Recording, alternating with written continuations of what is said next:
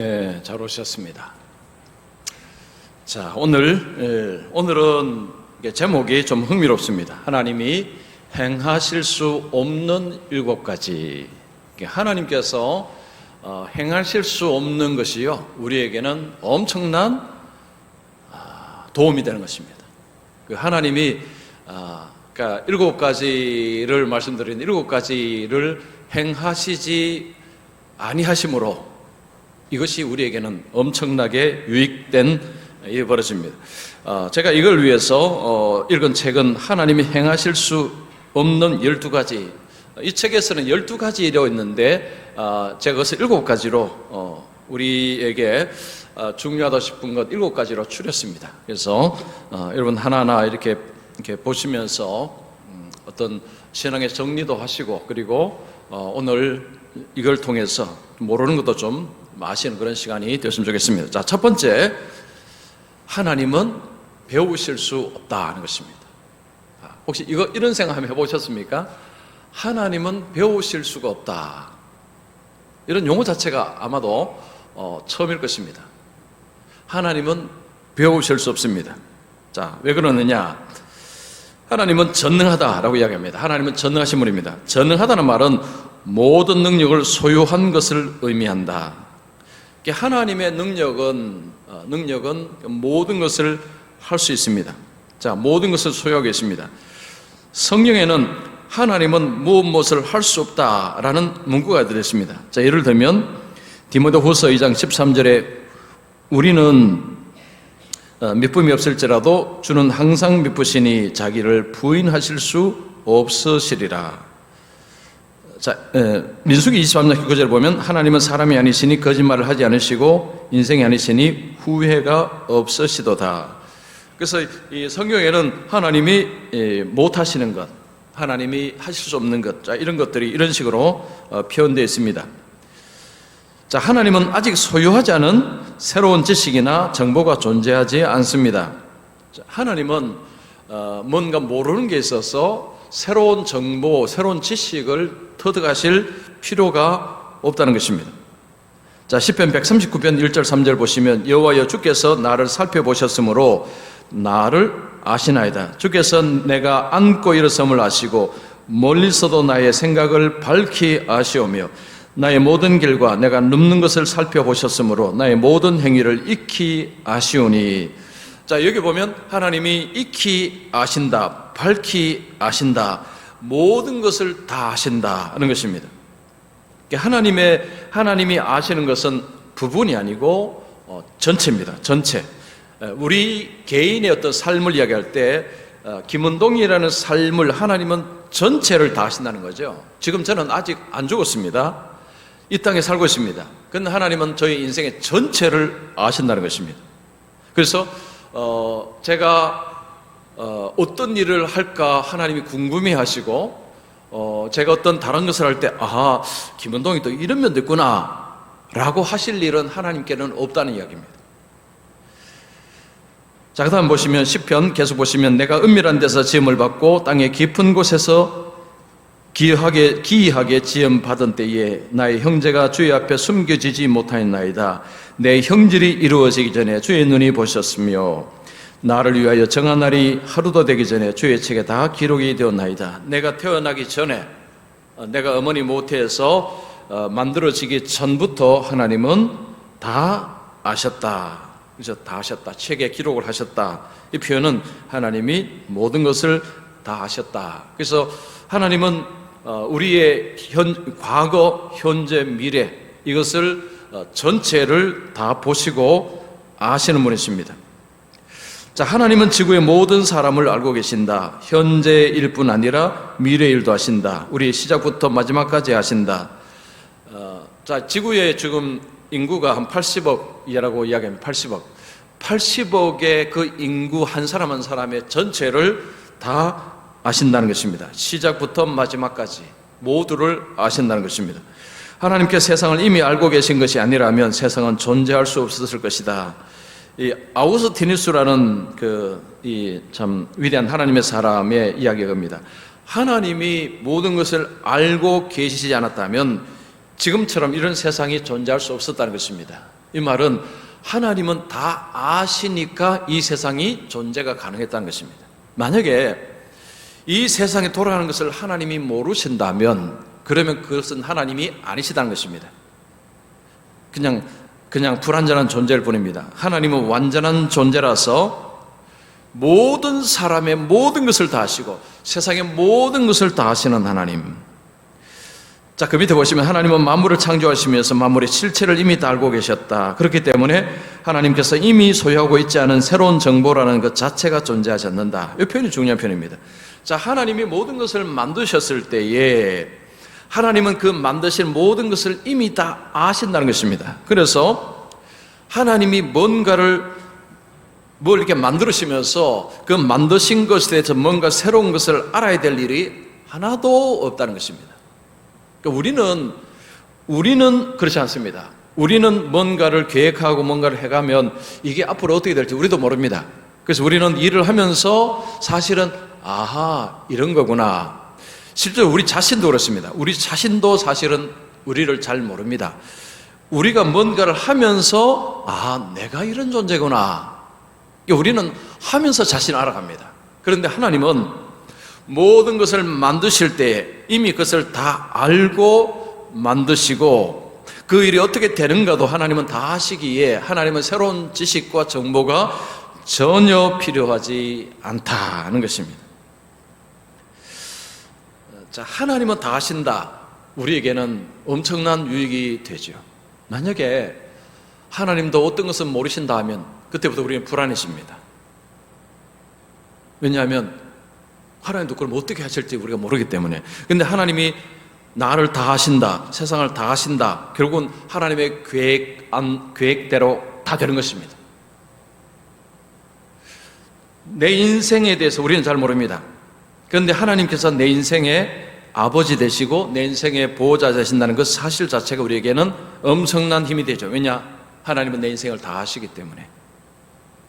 그래서 하나님은 배우실 수 없다. 이것이 우리에게는 큰 도움이 됩니다. 자, 두 번째, 하나님은 놀라실 수 없습니다. 자, 이 두 번째 제목도 재밌습니다. 하나님은 놀랄 일이 없습니다. 우리 언제 놀랍니까? 예상치 못한 일을 만났을 때 깜짝 놀랍니다. 오늘 제자들이 예수님이 바람과 바다를 꾸짖었을 때 제자들이 놀랐죠. 왜냐하면 그것은 예상하지 못했습니다. 예수님이 바람을 향해서 꾸짖었을 때에 바람이 순종한다는 것을 한 번도 생각해 본 적이 없습니다. 근데 예수님이 말씀하자 순종했습니다. 깜짝 놀란 거죠. 하나님께는 이런 일이 일어날 수 없다는 것입니다. 자, 하나님은 미래를 아십니다. 그래서 하나님은 놀라실 수 없습니다. 미래를 모르니까 놀라는 것입니다. 미래를 알면 놀랄 일이 없다는 거죠. 하나님은 미래 모든 것을 아시기에 우발적인 사건 때문에 계획에 차질을 빚지 않으신다. 자, 우리가 사는 세상은 돌발 상황이 계속 발생합니다. 우리가 뭔가를 계획해도 그 계획을 이루지 못하는 이유가 무엇입니까? 중간에 자꾸 돌발 상황이 벌어집니다. 갑자기 몸이 어제까지 멀쩡했는데 오늘 갑자기 머리 열이 납니다. 그래서 오늘 뭘 해야 되는데 아무것도 못합니다. 나는 멀쩡한데 갑자기 가족이 아프기 시작합니다. 또 그러면 또 못하는 거죠. 하여튼 여러분, 우리는 살면서 이런 돌발 상황은 이게 수시로 발생합니다. 그래서 그런 일들 통해서 우리가 놀라서 하던 일을 중단하고 그런 일이 벌어집니다. 하나님께는 그런 일이 없다는 거죠. 하나님 앞에서는 우발적인 사건 자체가 없습니다. 왜냐? 모든 것이 하나님의 섭리 가운데 일어나기 때문에 우리는 다 이해를 못합니다. 그러나 성경은 하나님은 창조주시고 하나님 모든 것을 섭리하시기 때문에 하나님은 다 하신다는 거죠. 자, 그 다음 보시면 요셉의 삶을 하나님은 계획하셨고 그리고 그대로 이루어졌다. 하나님의 계획은 이루어진다. 아까 말씀드렸죠. 자, 요셉의 마지막 간증의 표현이죠. 요셉이 그들에게 이르되 두려워하지 마소서. 내가 하나님을 대신하리이까. 당신들은 나를 해하려 했으나 하나님은 그것을 선으로 바꾸사 오늘같이 많은 백성의 생명을 구원하게 하시려 하신다니. 요셉이 하는 이야기가 겁니다. 하나님께서 왜 나를 애굽으로 보내셨느냐? 하나님의 계획이 뭐냐? 하나님은 많은 생명을 구원하기 위해서 나를 보내셨다. 하나님의 계획이 이루어졌다. 그 이야기를 합니다. 성경에서 하나님은 계획하시면 반드시 이루신다는 거죠. 이것은 우리에게 엄청난 유익이 됩니다.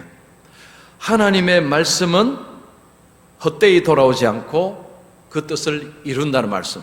자, 우리 계속 주일날마다 말씀드렸죠. 하나님은 놀라실 일이 없기 때문에 하나님은 뜻대로 모든 것을 행하십니다. 자, 하나님은 자신이 만든 우주 만물과 그 미래에 속한 것을 다 알고 계십니다.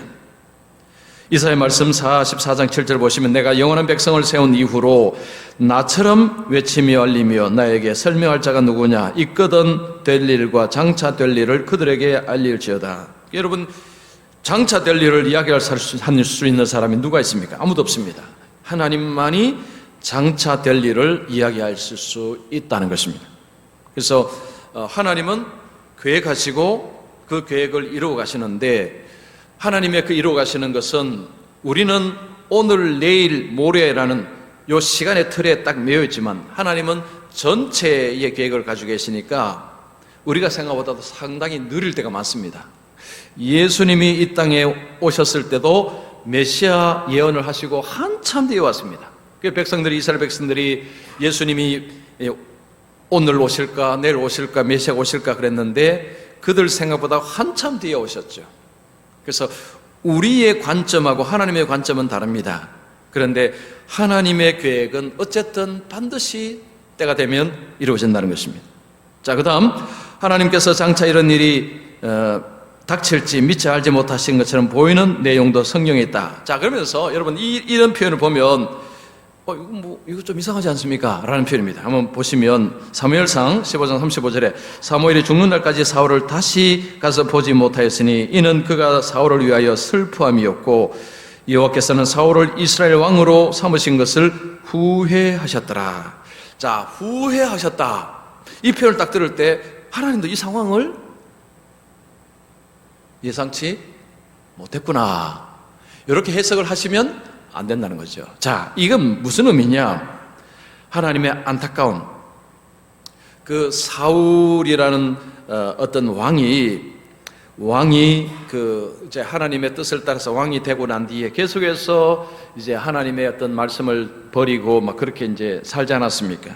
그러니까 하나님은 그 사울을 보시면서 안타까우신 것입니다. 이 표현 방법이 후회하셨더라. 그래서 여러분, 그래서 성경은 해석이 정말 중요합니다. 그러니까 이런 표현을 가지고요, 성경을 공격하는 사람들이 의외로 많습니다. 이제 이런 거죠. 봐라, 하나님도 후회하셨다고 하지 않느냐? 이런 하나님을 어떻게 믿느냐? 이렇게 이야기하는 사람들이 있어요. 그래서 이 성경은요, 성경 안에는 시라는 것도 있고 소설 같은 이런 스토리도 있고 여러 가지 이게 스토리도 있고 시도 있고 이게 서신 편지문도 있고 여러 가지 형태가 있고, 그래서 성경을 해석할 때는 문자 그대로 해석을 하면 안 되는 게 너무 많습니다. 이것도 문자 그대로만 보면요, 그러면 하나님을 믿을 대상이 못 됩니다. 하나님이 후회하신다 그러면 하나님을 어떻게 믿을 수 있습니까? 그런 뜻이 아니라는 거죠. 그래서 이것은 하나님이 사울에 대한 그런 안타까움을 표현한 것입니다. 자, 그 다음 보시면 이스라엘의 지존자는 거짓이나 변개함이 없으시니 그런 사람이 아니시므로 결코 변개하지 않으심이니이다. 하나님은 바꾸는 일이 없다는 거죠. 그래서 이 표현은 뭡니까? 후회하다는 표현 자체가 하나님이 진짜 후회했다는 표현이 아니라는 것입니다. 그래서 성경에서 하나님을 표현할 때 하나님은 바꾸시는 일이 없다라는 큰 틀 속에서 이 말씀을 봐야, 이 말씀은 그러면 무슨 뜻일까? 그럴 때 해석이 바르게 되는 것입니다. 그래서 이 성경을 오늘날은 유튜브가 굉장히 참 좋으면서도 안 좋은 게 참 안 좋은 내용도 많습니다. 저도 유튜브에 그 기독교 관련 영상들도 이렇게 보는데, 심지어는 제가 신천지 예배도 이렇게 봅니다. 신천지 요즘 신천지 그거 다 띄워놨기 때문에 그것도 좀 봅니다. 도대체 무슨 이야기를 하나. 근데요, 여러분 신천지 여러분은 안 보셔도 됩니다. 저 같은 사람 보면 되는데, 이만희가 말을 조금만 하면 바로 아멘입니다. 근데 그 내용 자체가 아멘 할 내용도 아니에요. 요한계시록에는 어떻게 저렇게 하면 아멘 나오고요, 또 어떻게 저렇게 하면 아멘 나오고, 이 맥락이 아멘 나올 맥락도 아니에요. 완전히 군대식입니다. 군대식. 그러니까 한마디로 쇠뇌당한 거죠. 쇠뇌당한 것입니다. 자, 어쨌든 하나님은 변하지 않으십니다. 자, 그 다음 보시면 하나님은 시간 밖에 존재하신 하나님이십니다. 그래서 하나님은 어떤 사실들을 하나의 순서대로 하시지 않습니다. 단번에 하십니다. 자, 우리는요 시간 틀 속에 살아갑니다. 그래서 우리는 뭐든지 순서대로 봅니다. 근데 하나님은 시간 밖에 계시기 때문에 하나님은 우리처럼 순서대로 보시지 않는다는 거죠. 그 말은 순서대로 보면 순서 이후의 것은요 알 수가 없습니다. 근데 하나님은 전체를 보신다는 거죠. 왜냐? 시간 밖에 계시기 때문에. 그래서 하나님은 조금 아시는 것이 아니고 다 아시는 것입니다. 자, 하나님이 놀라실 수 없기에 우리는 불확실한 세상 속에서 평안을 누릴 수 있다. 그가 친히 말씀하기를 내가 결코 너희를 버리지 아니하고 너희를 떠나지 아니하리라. 자, 하나님이 놀라실 일이 없다는 것이 우리에게 엄청난 평안을 줍니다. 왜 그렇습니까? 하나님은 다 아신다는 것.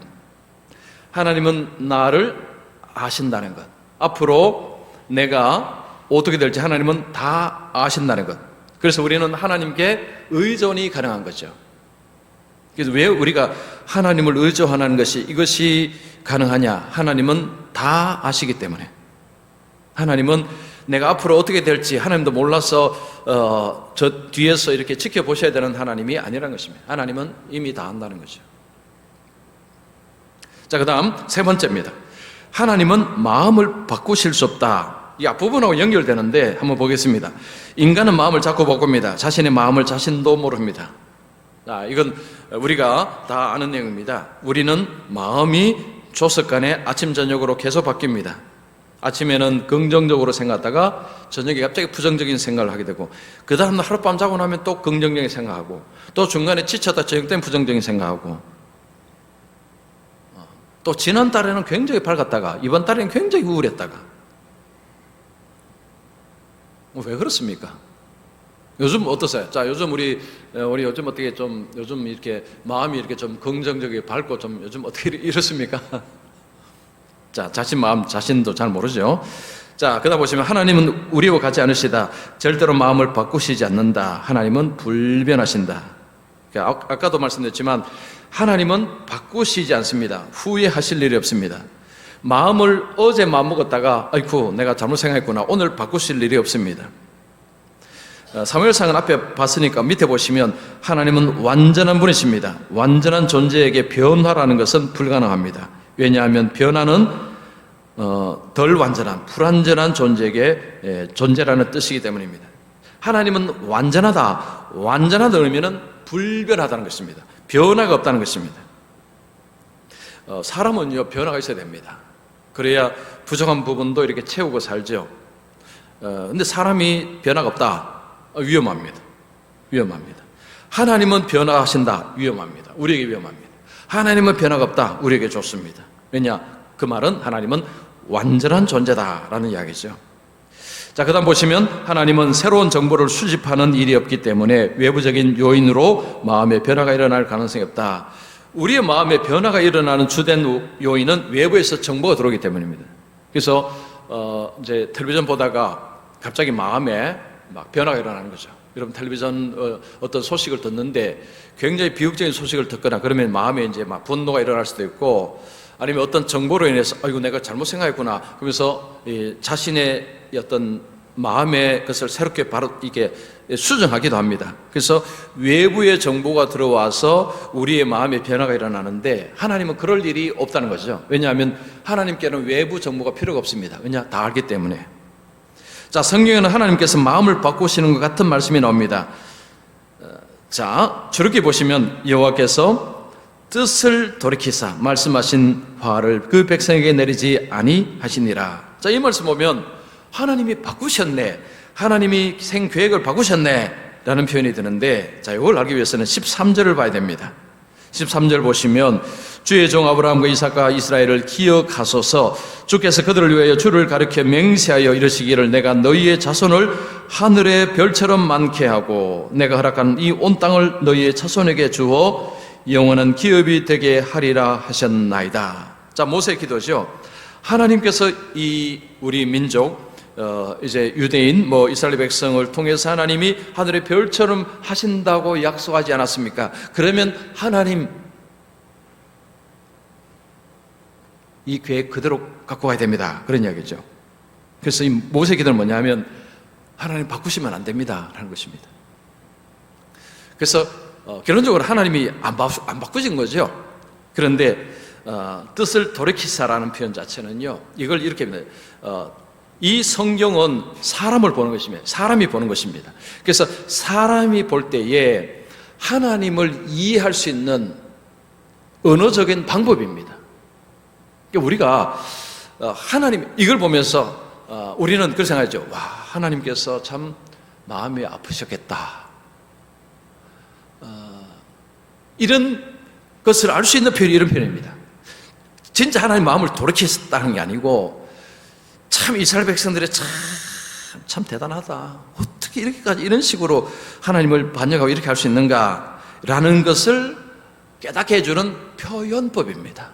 진짜 하나님이 뜻을 돌이키시는 분이 아니라는 거죠. 자, 계속해서 보면 하나님은 마음을 바꾸실 수 없다는 것은 하나님의 약속의 견고함과 확실함을 알게 해준다. 하나님은 약속하신 것을 반드시 행하신다. 그래서 하나님은 어제 하신 약속을 계속 밀고 나가실 수 있는 것은 하나님은 마음을 바꾸시지 않기 때문에 우리는 약속을 하고 이틀 뒤에 바꿔버리는 수가 있습니다. 내 마음이 바뀌었기 때문에. 뭘 이렇게 이제 자식에게 뭘 이렇게 준다고 해놓고 하룻밤 자고는 생각이 바뀐 거죠. 야, 나는 못 줘. 아빠 약속했잖아. 내 생각이 바뀌었어. 이런 일은 흔하게 일어납니다. 근데 우리 하나님께 그런 일이 없다는 것입니다. 자, 로마서 8장 29절 30절 보시면 하나님이 미리 아신 자들을 또한 그 아들의 형상을 본받게 하기 위하여 미리 정하셨으니 이는 그로 많은 형제 중에서 맏아들이 되게 하려 하심이니라. 또 미리 정하신 그들을 또한 부르시고 부르신 그들을 또한 어렵게 하시고 어렵다 하신 그들을 또한 영화롭게 하셨느니라. 여러분, 이 말씀은요 우리에게 엄청나게 위로가 되는 말씀입니다. 하나님이 미리 정하신 그들을 하나님의 계획을 따라서 하나님이 이렇게 쭉쭉쭉쭉 하나님에서 영화롭게 하신다는 거죠. 내가 예수를 스스로가 믿고 이제 좀 잘 믿어야 되겠다 생각하고 거룩하게 살아야 돼 생각하고 이렇게 해서 예수 믿는 사람 한 명이 없다는 이야기입니다. 그건 불가능합니다. 하나님이 미리 하나님이 정하시고 정하신 대로 하나님께서 이렇게 해서 결국 마지막이 이렇다는 거죠. 하나님이 영화롭게 하신다. 그래서 우리가 믿음을 시작하고 나중에 영화에까지 이제 이런 과정 속에서 하나님의 계획과 하나님의 인도하심이 그렇게 가는 것이지, 물론 우리가 그 속에서 열심을 내고 하는 것은 그것은 당연합니다. 그렇지만 이것이 나로 하여금 영화로운 순간까지 도달하게 만드는 이유가 되는 것이 아니라는 거죠. 하나님께서 그렇게 하시니까 그렇게 된다는 것입니다. 하나님은 우리가 중간에 좀 이렇게 사춘기처럼 이렇게 했다가 안 했다가 했다가 말았다가 봉사했다가 말았다가 그렇지 않습니까? 그렇죠? 우리가 그렇습니다. 그래서 사람 옆을 보면요, 저래서 어떡하나, 했다가 말았다가 또 웃자잔 말이야. 그런데 그 우리 생각이고요. 근데 나중에 길게 보면 이렇게 나갔다가 들어왔다 하는 것 같은데 결국은 나중에 보면 이렇게 쭉 결국 마지막에 꼬린 지점에 가게 된다는 거죠. 자, 그래서 그렇게 될 수 있었던 이유가 뭐냐? 바로 우리 하나님은 마음을 바꾸시는 분이 아니시다 하는 것입니다. 자, 네 번째입니다. 하나님은 눈에 보일 수 없습니다. 이건 우리가 잘 아는 이야기죠. 우리가 아무리 두 눈을 크게 떠도 하나님을 볼 수 없습니다. 요한복음 1장 18절에 본래 하나님을 본 사람이 없으되, 자, 디모데전서 1장 17절에 영원하신 왕 곧 썩지 아니하고 보이지 아니하고 홀로 하나이신 하나님께 존귀와 영광과 영원무궁하도록 있을지어다. 자, 하나님은 사람의 눈으로 볼 수 없습니다. 우리 육체의 눈으로 하나님을 볼 수 없습니다. 그래서 만약에 어떤 사람이 나 하나님 봤다 하면 그것은 육체의 눈으로 봤다는 이야기 아닙니다. 만약 육체의 눈으로 봤다, 그건 100% 가짜 하나님입니다. 자, 창조주의 주와 피조물은 존재 자체가 다릅니다. 창조주는 스스로 존재할 뿐이고 시작점이란 없습니다. 그러나 피조물은 시작점이 있습니다. 그리고 시간과 공간의 제약을 받습니다. 그러나 하나님은 계시지 않는 것이 없습니다. 자, 하나님 창조주와 피조물 차이는 이것은요, 원천적으로 차원이 다른 존재입니다. 하나님은 시공간의 제한을 안 받습니다. 어디에나 계십니다. 우리는 시공간의 제한을 받습니다. 제가 여기 있으면 지금 저희 집에는 제가 없는 것입니다. 제가 서울에 있으면 대구에는 제가 없는 것입니다. 그러나 우리 하나님은 여기도 계시고 대구도 계시고 저 미국 계시고 저 일본에도 계시는 하나님. 이게 존재 자체가 다른 거죠. 그런데 사람은요, 제가 지지난주인가 말씀드렸죠. 사람은 이렇게 자기 식대로 하나님을 이렇게 만듭니다. 자, 그러다 보면 이제 이런 거죠.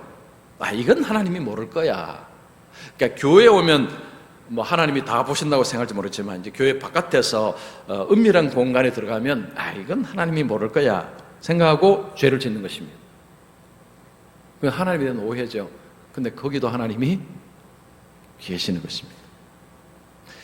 자, 하나님 육체가 아니십니다. 하나님은 비가시적 존재입니다. 하나님은 영이십니다. 자, 그 다음 보시면 하나님은 모든 장소에 완벽하게 충만하게 임재하실 수 있습니다. 그래서 우리가 어디에 있든지 하나님의 전부가 우리와 함께 하실 수 있습니다. 자, 이 표현이 중요합니다. 여러분, 하나님의 일부가 나와 함께 하는 것이 아닙니다. 그래서 하나님은 이 자기를 나누어서 최고 인구가 한 80억 되니까요. 하나님이 자기를 나누어서 자기의 일부분이 저한테 있고 일부분은 우리 장로님께 있고 일부분은 또 권사님께 있고 이런 일이 아니고 나와 존재하는 하나님은 전부 하나님, 온전한 하나님이 나와 함께 하신다는 것입니다. 그래서 하나님은 모든 장소에 완벽하게 하나님은 존재하신다는 것입니다. 하나님은 우리 한순간도 놓치는 법이 없습니다. 하나님은 모든 상황과 시간 속에서 우리와 함께 하십니다. 즉, 하나님은 우리가 하는 일을 모르는 것이 하나도 없다는 거죠. 왜냐? 우리와 같이 있기 때문에. 하나님은 항상 계시기 때문에 우리의 모든 것을 다 보시고 아신다는 거죠. 하나님의 존재는 그 자체로 이 세상 어느 피조물보다 실제적으로 우리와 함께 하신다. 그래서 평안을 누릴 수 있다. 하나님이 우리와 함께 하신다는 것은 우리를 평안, 즉 하나님의 임재는 우리에게 평안을 선물로 줍니다. 하나님은 우리의 아버지십니다. 하나님은 사랑이십니다. 그래서 나를 사랑하는 아버지 품에 있을 때 우리는 가장 평안합니다. 여러분, 아기는 엄마 품 안에 있을 때 가장 평안합니다. 아빠 품 안에 와도 조금 불안할 수 있습니다. 그러나 엄마 품 안에 있으면요, 아이는 가장 편안해합니다. 또 그겁니다. 우리가 하나님의 품 안에 있을 때 가장 평안, 이게 샬롬이죠. 가장 샬롬일 수 있습니다. 그런데 하나님은 눈에 보이지 않습니다. 눈에 보이지 않는 하나님, 그 하나님이 나의 삶 속에 나와 함께 하신다는 이것을 믿는 것, 결국 이건 믿음의 문제입니다. 왜냐? 이것은 증명할 수 없습니다. 믿음으로 하나님은 나와 함께 하신다는 것을 믿을 때 그 속에 평안을 얻을 수 있습니다. 자, 다섯 번째입니다. 하나님은 외롭지 않습니다. 인간은 다른 사람 없이는 절대로 건강한 삶을 살 수 없습니다. 관계가 결핍될 때 우리는 외로움을 느낍니다. 오늘날 이 외로움을 질병으로 이제 분류를 한다고 합니다. 질병. 그러니까 외로움이 질병이라는 거죠. 왜냐하면 외로움은 여러 가지 질병을 일으킨다고 합니다. 그래서 이 외로움이라는 것 자체가 이게 그냥 외로움 좀 외롭다가 좀 괜찮겠지, 이게 아니고요. 이 외로움이 우리의 삶에 엄청난 치명적인 문제를 일으킨답니다. 그래서 혼자, 그런 사람 있죠. 나는 혼자가 좋아요 하지만 그것은 사람들과 같이 있다가 혼자 잠시 있는 거, 이걸 좋아하는 거죠. 그러면 혼자 쭉 사십시오 하면요, 이건 다른 문제입니다. 그건 못 삽니다. 하나님은 이런 외로움이 없다는 거죠. 자, 하나님은 창조 세계에 의존하지 않으십니다. 자신이 창조한 세계 없이 하나님은 스스로 자족하십니다. 하나님이 사람을 만드셨을 때 하나님은 사람을 의존하기 위해서 만드신 것이 아닙니다. 누구도 예수님을 의지하지 않으셨다고 말씀합니다. 하나님은 스스로 자족하기 때문에 하나님은 의존할 대상이 필요하지 않습니다. 자, 그 다음 보시면 하나님은 사랑하실 수 있는 하나님이시고 실제로 사랑을 행하시는 하나님이시다. 삼위일체로서 그 사랑을 충만하고 완전하게 표현하신다. 자, 우리 하나님은 삼위일체 하나님이십니다. 삼위 하나님이 사랑을 충만하게 공유하신다는 것입니다. 자, 이것은 우리가 다 이해를 못합니다. 성경은 우리에게 삼위 하나님은 그 하나님의 그 충만한 사랑이 있기 때문에 인간의 사랑을 필요로 하거나 인간을 의지할 대상으로 여기거나 이럴 일이 하나도 없다는 것입니다. 즉, 우리는 하나님의 창조물로서 우리가 하나님을 의존해야 될 대상이지 하나님은 우리를 의존할 대상으로 여기지 않는다는 이야기입니다. 즉, 하나님은 우리를 사랑하시는 분이십니다. 그런데 우리는 하나님을 의존해야 되는 존재입니다. 이게 다른 것입니다. 자, 우리가 예수를 믿을 때 예수님과 친밀한 관계를 맺을 뿐 아니라 성부 하나님과도 친밀한 관계를 맺는다. 그래서 아버지와 아들 사이에 있는 영원한 사랑의 관계 속으로 들어간다. 우리가 예수를 믿는다면 이제 예수님과 관계를 가지게 되면 그 다음에 성부 하나님과도 관계를 가지게 됩니다. 그러면 그 다음에는 성부 하나님과 성자 하나님 사이의 그 사랑 관계 속으로 우리를 초대하신다는 거죠. 이게 바로 이제 성령 이야기하는 것입니다. 하나님은 영원 전부터 완전하고 충만한 사랑의 관계 속에 계셨다. 그래서 우리가 완전한 사랑이신 하나님의 품에서 위로를 받을 수 있다. 하나님이, 삼위일체 하나님이 완전한 충만한 사랑을 하시기에 우리가 하나님으로부터 오는 그 사랑을 우리는 충만히 누릴 수 있고 그것이 우리에게는 엄청난 위로가 된다는 것입니다. 자, 이건 이런 이야기입니다. 신화 같은 거 보시면 옛날 이제 신화, 로마 신화 같은 거 보면 막 신들이 막 짜증내고 막 복수하고 막 그러지 않습니까? 그건 그야말로 인간이 만든 신입니다. 그런데 성경의 하나님은 그렇지 않습니다. 하나님은 뭐 복수하거나 뭐 하나님은 뭐 이렇게 이런 하나님이 아니라 하나님은 그냥 사랑, 충만한 사랑 가운데 계시는 하나님. 그래서 그 하나님을 가까이 섬기는 자에게 하나님이 주시고자 하는 최고의 선물은 그 사랑인 거죠. 근데 그 사랑이 우리에게는 엄청난 힘과 위로가 된다는 것입니다. 근데 만약에 하나님이 그 사랑을 하지 않으셨다면 그 사랑을 줄 수가 없는 거죠. 그리스 로마 신화는 그 신화들은요, 그 신들은 사랑이 뭔지도 모르는 사람들입니다. 사람이 아니고 물론 뭐 그냥 만든 신이지만, 그러나 성경의 하나님은 하나님 자체가 이미 충만한 사랑 가운데 것이기 때문에, 그래서 그 하나님 앞으로 가는 자에게 하나님 그 충만한 사랑을 부어주심을 통해서, 그래서 우리의 어떤 그러니까 정말 하나님의 그 사랑을 맛보고 그 사랑 안에서 기뻐하고 살 수 있는 이것이 가능하다. 왜냐? 하나님은 그런 하나님이시기 때문에 그런 이야기입니다. 자, 그 다음 6번째, 하나님은 죽으실 수 없습니다. 하나님은 불멸하십니다. 하나님은 죽으실 수도 없고 태어나실 수도 없습니다. 요즘 이게 이제 방송이나 보면요, 사람들이 신에 관해서 이야기하기도 하고 뭐 이렇게 하는데, 그 사람들이 하는 이야기 중에 하나가 이런 것입니다. 그럼 신은 어디서 나왔느냐? 뭐 그런 이야기 많이 해요. 그래, 좋다, 신. 그럼 신은 어디서 나오냐는 거죠. 근데 이 질문 자체가 넌센스 질문입니다. 그게 뭡니까? 그건 신을 인간 피조물조차로 그 신을 피조물로 여기는 것입니다. 신은 그게 없습니다. 하나님 그 자체가 없다는 거죠. 출발점이 없습니다. 출발점이 있다는 것은 죽는 것이 가능합니다.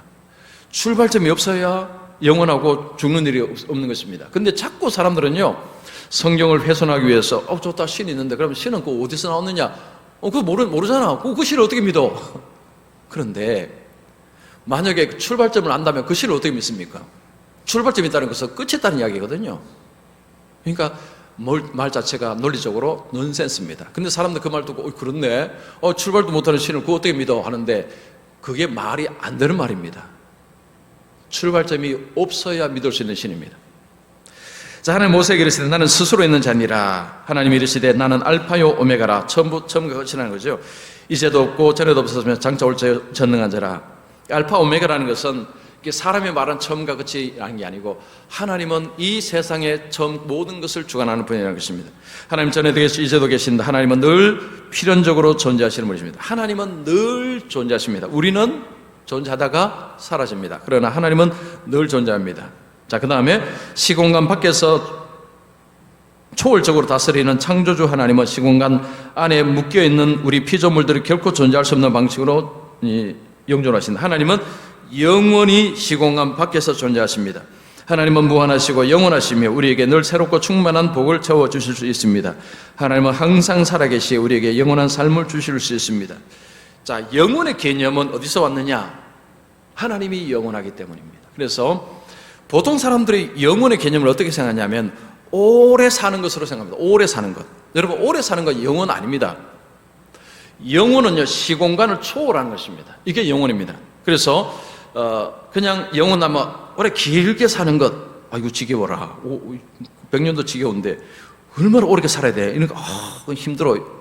이게 영원에 대한 오해입니다. 영원은 시공간 바뀝니다. 나중에 이거 죽어 보면 알겠지만 지금 우리는요 이거 이해 못합니다. 이해할 수가 없어요.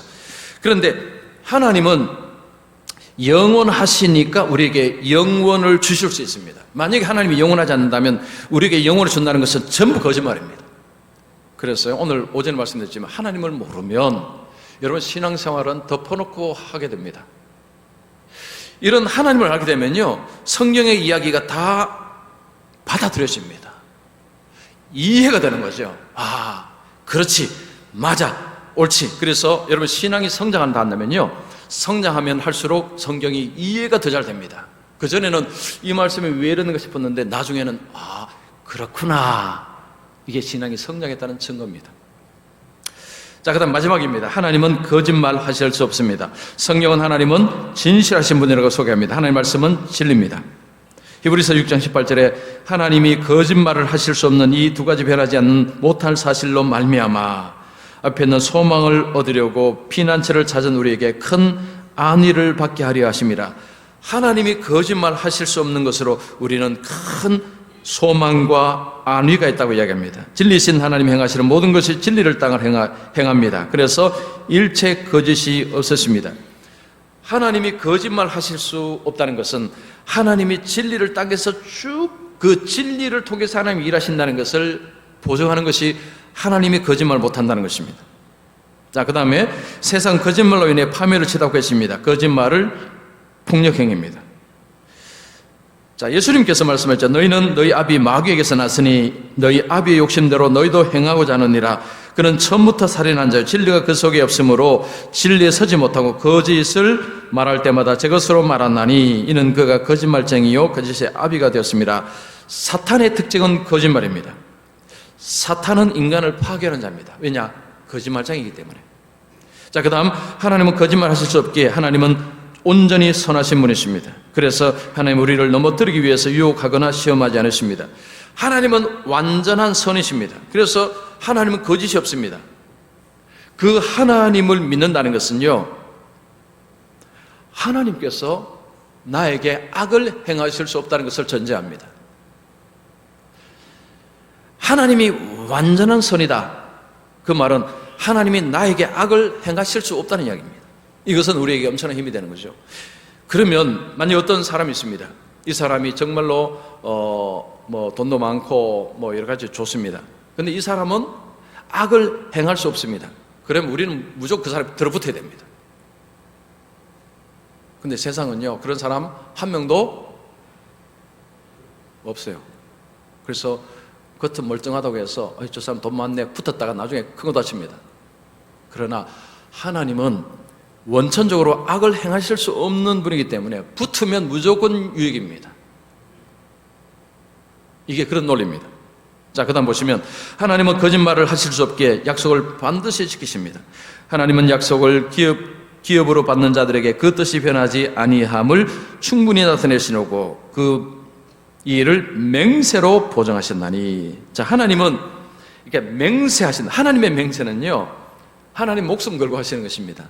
이것도 이제 인간이 이해할 수 있도록 하는 편이에요. 사람은 자기 이름으로 맹세하거나 이렇게 하지. 하나님도 이제 우리를 이해시키기 위해서 하나님은 그런데 하나님 맹세하실 필요가 없으면 왜냐? 하나님은 그냥 진리이기 때문에 그냥 하나님 진리이기 때문에 맹세하실 필요가 없습니다. 그런데 하나님은 맹세하사라는 표현을 쓰셔서 듣는 자들이 이해하도록 그렇게 하신 것입니다.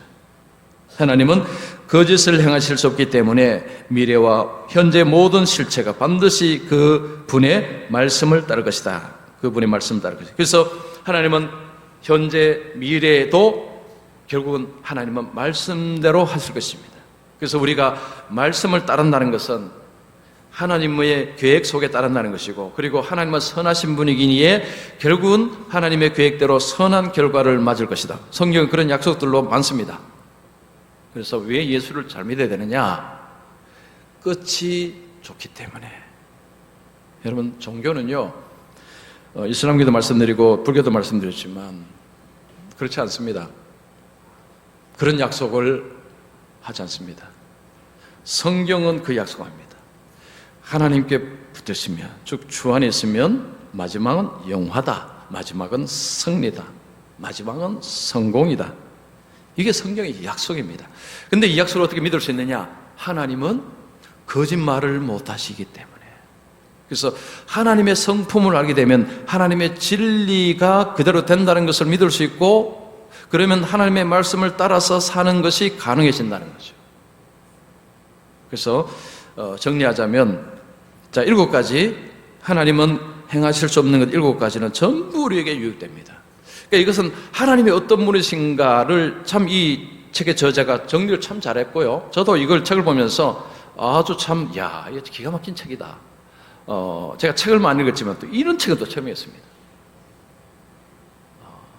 그래서 이걸 제가, 이거 제가 우리 성도들에게 좀 말씀을 드리겠다 생각하고 이제 이걸 준비를 했는데, 전부 우리에게 유익된 거죠. 하나님을 안다는 것 자체는요, 이런 하나님을 알게 되는 것 자체는 우리의 신앙생활을 이제 할 수 있는 데 있어서 바탕이 되고, 그리고 버팀목이 되고, 또 안내자가 되기도 하고, 하여튼 그렇습니다. 그래서 그 예수를 잘 믿는 것은 쉬운 길이 아니고 사실은 울퉁불퉁하고 힘든 길이지만, 하나님께서 우리에게 약속하신 것은 분명하기 때문에, 그리고 하나님 말씀은 진리이기 때문에 무조건 따라가야 되는 거죠. 여기는요, 뭐 다른 말이 필요 없습니다. 무조건 하나님의 말씀은 진리이기 때문에 그냥 비가 오나 바람이 부나 말씀을 놓잖아요. 요즘 사무엘상에서 하나님이 뭐라고 말씀합니까? 하나님을 버린다고 이야기합니다. 말씀 놓는 거 하나님 버리는 거와 똑같습니다. 왜냐? 하나님 말씀은 곧 그 안에 하나님의 뜻과 하나님의 계획이 담겨 있기 때문에. 그래서 어쨌든 이렇게 하나님의 말씀을 붙들고 끝까지 인생을 살아가는 것, 이건 뭐의 보증수표입니까? 승리, 영화, 성공, 세상 성공이 아닙니다. 그것의 보증수표입니다. 자, 그래서 자, 우리 뭐 오신 분들 다 그러시겠지만 어쨌든 끝까지 변치 않는 진리이신 하나님 말씀을 끝까지 붙잡고, 끝까지 우리에게 죽음이 오는 순간까지 어쨌든 그 말씀 붙들고 끝까지 달려가셨어. 마지막에 하나님의 약속하신 그 영화, 그 승리, 그 부활, 이런 것들 다 받아 누리시기를 축원합니다.